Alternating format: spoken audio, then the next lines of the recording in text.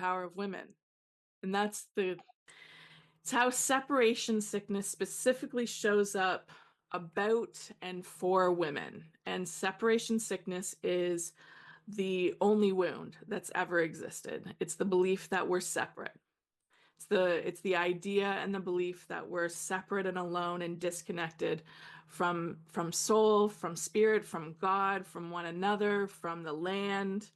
That's the only wound that's ever happened, and it shows up in a million different ways. The witch wound is primarily patriarchy. I think we all knew we were coming here, but it's the creation of patriarchy.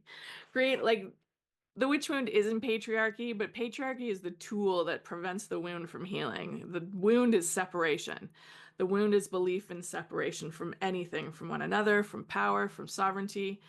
Healing the witch wound is healing the false beliefs that we have in our mind. Patriarchy, though, continues to fucking bleat on about this as reality. Any denial of wholeness, any denial of loving inclusion is going to fail. And this is the core of the witch wound. 93% of women were targeted, and they were old, middle-aged, and poor, predominantly. Or they were older and poorer than those that accused them, which was interesting for me to learn because I thought it was a land grab. I thought it was a money grab, but it wasn't. It was literally a psychological control over women who have SMEDM.